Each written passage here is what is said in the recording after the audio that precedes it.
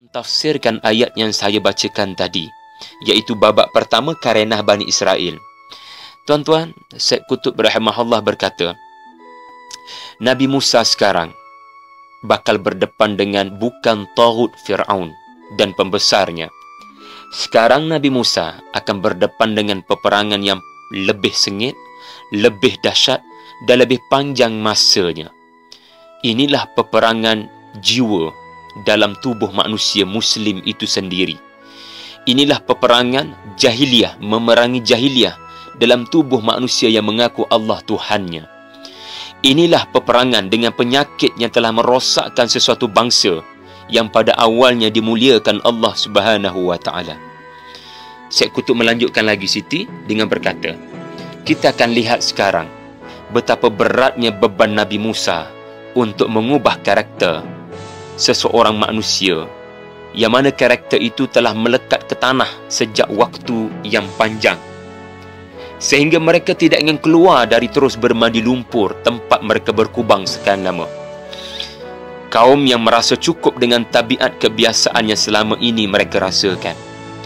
Barangkali, kata Syed Qutb, barangkali inilah hikmah Allah memaparkan kisah Bani Israel dengan cerita yang panjang lebar dan berulang-ulang, rupa-rupanya sebagai bekalan pada juru dakwah untuk mengubah mad'u di sepanjang zaman. Tuan-tuan, Allah Ta'ala merakamkan semua cerita Bani Israel ini bukan tanpa sebarang tujuan. Dan Nabi Musa alaihissalam, kalaulah kita memahami merdeka adalah mengeluarkan manusia daripada penjajahan, setakat itu sahaja kefahaman kita, maka saya rasa Nabi Musa sudah boleh dan layak dan tidak disalahkan Allah untuk bergoyang kaki selepas memerdekakan bangsa Bani Israel daripada Mesir. Nabi Musa mungkin akan kata bersara daripada perjuangan dia dan dibenarkan untuk bersara, tetapi sebenarnya tidak.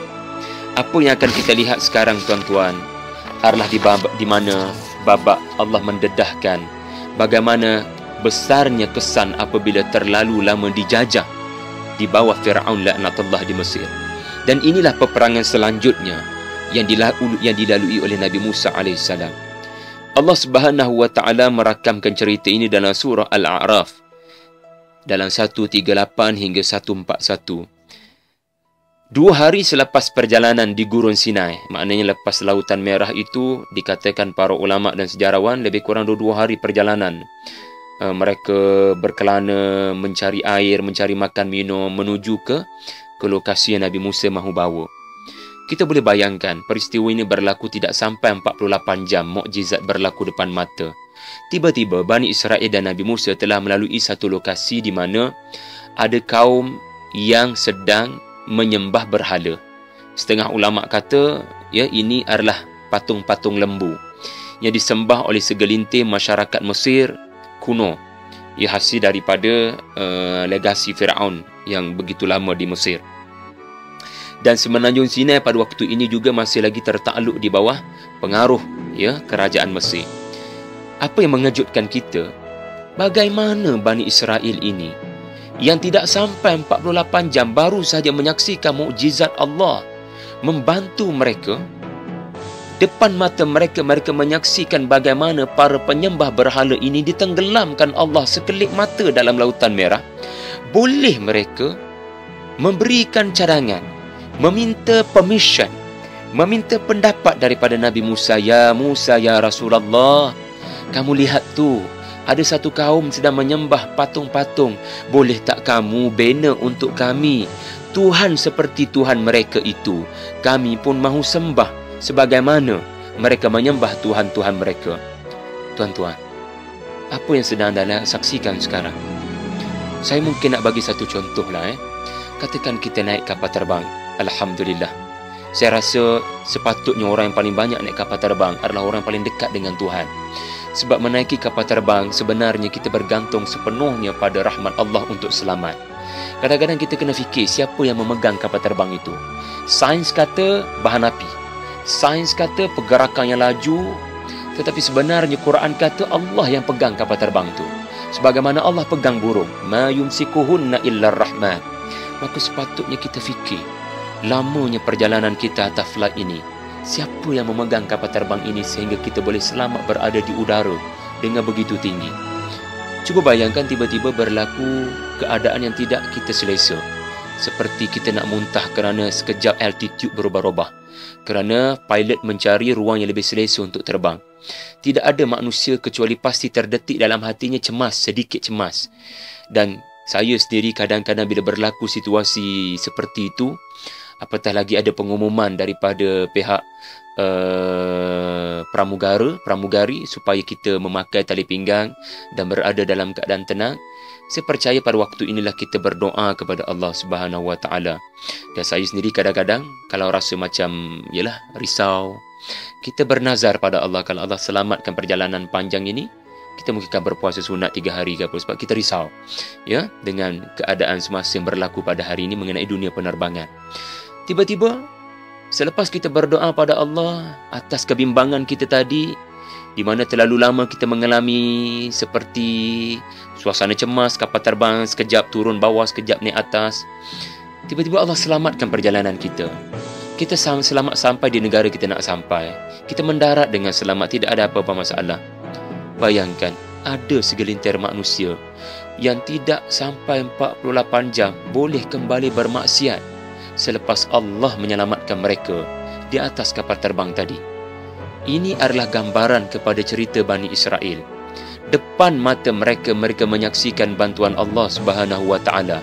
Tetapi sekarang boleh mereka mencadangkan pada Rasulullah Nabi Musa AS. Boleh tak kamu bina? Sebab kalau kita orang bina, boleh je, tapi nanti tak best lah, tak ada restu daripada kamu. Kami nak sembah Allah, tapi kalau boleh tak kami nak sembah Allah macam diorang sembah Tuhan-Tuhan mereka? Ini kefahaman kita mengenai maksud Bani Israel ini. Mereka nak sembah Allah, ada perantara. Tuan-tuan, seorang ulama berkata, Syekh Rushdi Al-Badrawi dalam kitabnya Musa wa Harun, Qisasul Anbiya wa Tarikh, dia kata kenyataan ini menunjukkan Bani Israel berada dalam pengaruh kepercayaan pagan ataupun politism, berhala. Mereka dah terlalu lama dijajah di bawah Firaun. Kesan dia apa? Kesan dia bukan setakat pada culture diorang, lifestyle diorang, bahkan kepada keimanan diorang. Sampai mereka rasa menyembah berhala ni it's okay, tak ada masalah. Artinya mereka tidak beriman sepenuhnya pada Allah Subhanahu Wa Taala yang tidak nampak depan mata. Ini kesan bila terjajah terlalu lama. Sebab itu kita kena berterima kasih, negara kita telah mencapai kepada definisi yang pertama, kemerdekaan, di mana kita selamat daripada penjajahan asing. Sebab kita boleh bayangkan, kalau negara kita tidak merdeka macam segelintir negara yang ada pada hari ini, saya rasa budaya hidup, cara ragam kita kita melalui kehidupan ini mungkin tidak boleh lari jauh daripada cara penjajah kita makan minum, cara penjajah kita melihat kehidupan. Alhamdulillah, 57 tahun kita dibebaskan daripada ini semua. Tapi tuan-tuan, mari lihat jawapan Nabi Musa AS bagi kita memahami kemerdekaan dalam arti kata yang kedua. Nabi Musa AS telah memerangi sifat jahiliyah dalam Bani Israel ini. Bila datang proposal untuk buat berhala itu, Nabi Musa dalam keadaan marah. Kata para ulama, ini kenyataan Nabi Musa marah kerana Allah. Nabi Musa kata, qala innakum qaumun tajhalun. Korang ni memang kaum yang jahil. Maknanya apa? Inilah kenyataan seolah-olah Nabi Musa dah tak tahu nak cakap apa dah. Boleh kamu meminta kepadaku untuk membenarkan kamu menyembah Tuhan selain Allah, sedangkan Allah telah memulia dan menyelamatkan kamu? Surah Al-A'raf ayat 140. Qala aghairallahi abghikum ilahan wa huwa faddalakum. Sehingga kan tak cukup dengan kata-kata Nabi Musa ini, Allah sendiri mengingatkan Bani Israel. Selepas Nabi Musa mengingatkan mereka, Allah sendiri mengingatkan mereka betapa beratnya perkataan yang mereka tuturkan ini. Wa idh anjaynakum min ali fir'aun yasumunakum su'al adab. Surah Al-A'raf 141.